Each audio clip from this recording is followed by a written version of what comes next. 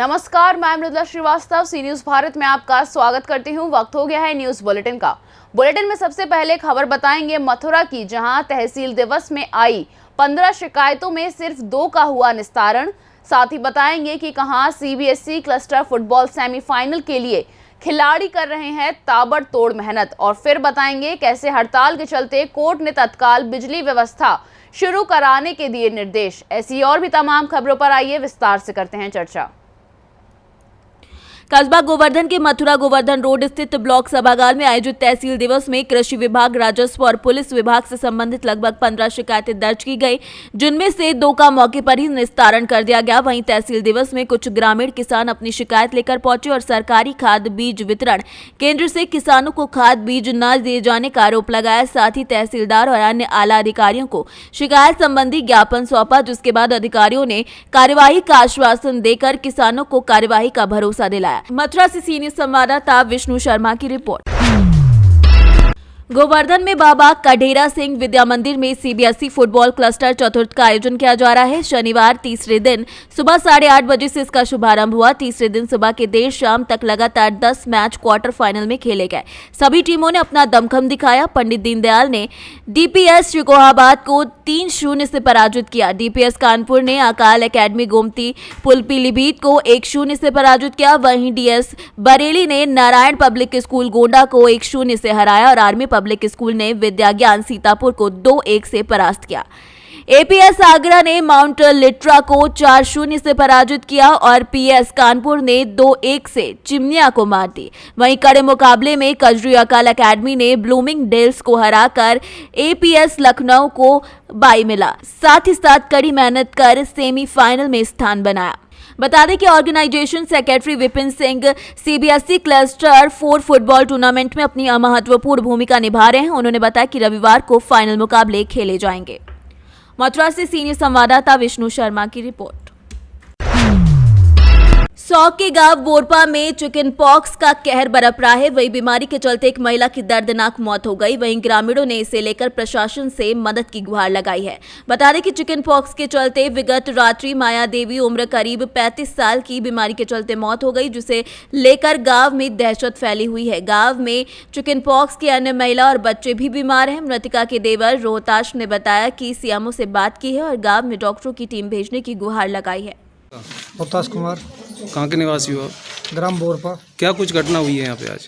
ये मेरी भाभी जी हैं, इनके ये कुछ बता रहे हैं और हम कुछ अनुमान लगा रहे हैं। अभी बीमारी का कोई क्लियर नहीं हुआ है इसमें।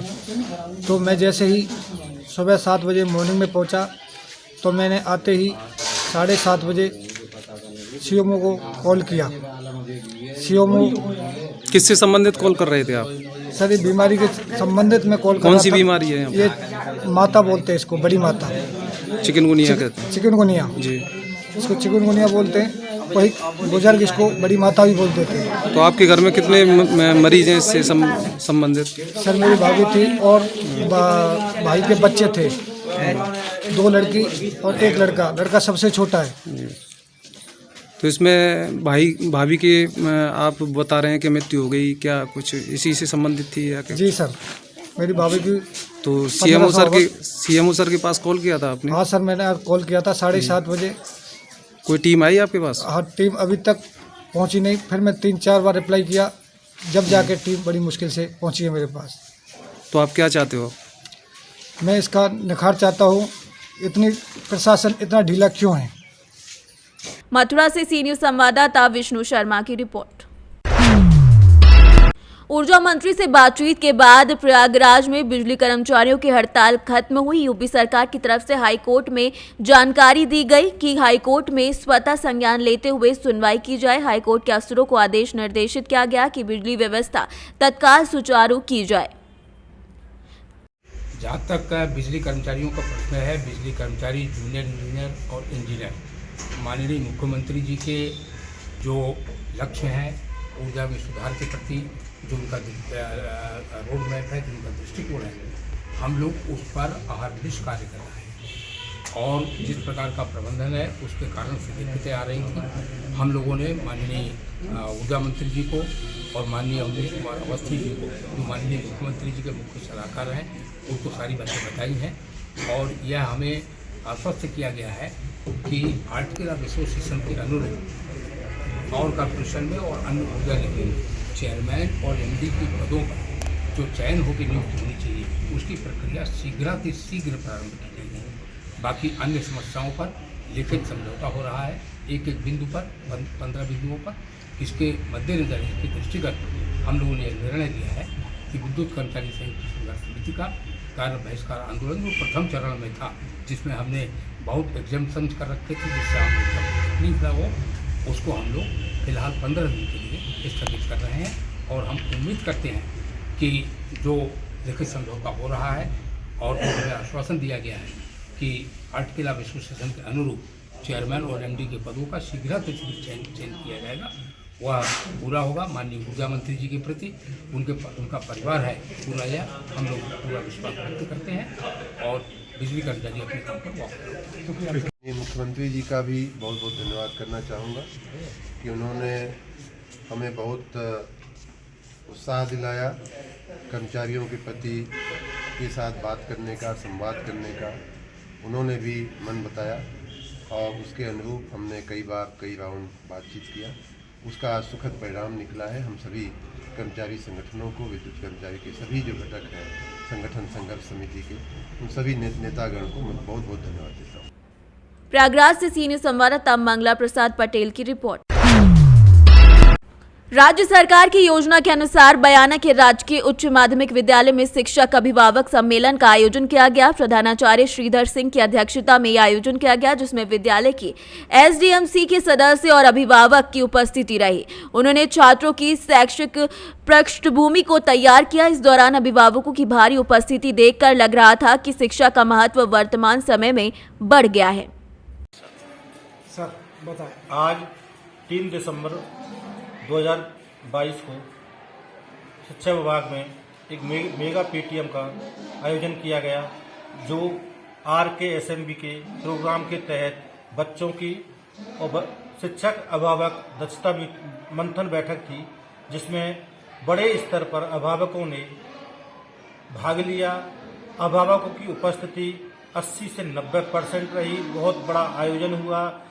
अभिभावकों ने शिक्षकों से, क्लास टीचर से अपने बच्चों की प्रोग्रेस रिपोर्ट कार्ड आदि का अध्ययन किया और शिक्षकों ने भी उन बच्चों के बारे में समस्या समाधान जो भी था उसके बारे में विचार किया और बड़े स्तर पर मीटिंग का आयोजन किया गया, जो पूर्णतः सफल रही। और अभिभावकों के साथ साथ विद्यालय परिवार ने भी उनके लिए जलपान की व्यवस्था की, जिसके माध्यम से अभिभावक और विद्यालय के मध्य की जो दूरियां हैं वे कम की जा सकें और बच्चों की समस्याओं का निराकरण अच्छी तरीका से किया जा सके। RKSMB के जो प्रोग्राम है शिक्षा के बढ़ते कदम, यह कोरोना काल में बच्चों की जो लर्निंग गैप रहा था, धरातल स्तर पर उनकी पढ़ाई नहीं हो पाई, विद्यालयों की छुट्टी रही, उस लर्निंग गैप को दूर करने के लिए ही ये प्रोग्राम चालू किया गया है, जिसमें बच्चों को बहुत बड़ा फायदा, शिक्षण व्यवस्था में उनकी लर्निंग में बहुत अच्छा फायदा हो रहा है। धन्यवाद। भरतपुर से सीनियर संवाददाता लोकेंद्र शर्मा की रिपोर्ट। टीकमगढ़ से खबर सामने आई, जहां जिला अस्पताल में उपचार कराने पहुंचे 302 के आरोपी के भागने के प्रयास का मामला सामने आया। आरोपी पुलिस आरक्षक को चकमा देकर अस्पताल परिसर से फरार हो गया। जैसे ही आरक्षक को आरोपी नहीं दिखा तो उसके होश उड़ गए। उसने तुरंत मामले की सूचना वरिष्ठ अधिकारियों को दी और आरोपी की तलाश में जुट गया। हालांकि आरक्षक अस्पताल परिसर के करीब 100 मीटर दूरी तक उसने आरोपी को पकड़ भी लिया। इसके बाद आरोपी को जेल में लाकर बंद कर दिया गया है। जेल अधीक्षक ने बताया कि आरोपी घनश्याम पिछले 1 साल 10 महीने से हत्या के आरोप में जेल में बंद है। टीकमगढ़ से सीनियर संवाददाता गिरीश कुमार खरे की रिपोर्ट। फिलहाल के लिए इस न्यूज बुलेटिन में बस इतना ही। अगर आप अपने शहर या क्षेत्रीय खबरों पर निगाह बनाना चाहते हैं तो लॉग इन करें हमारी वेबसाइट www.cnewsbharat.com पर और जुड़े रहें दिन भर की खबरों के अपडेट्स के साथ। हर खबर आपके साथ, आपके हाथ।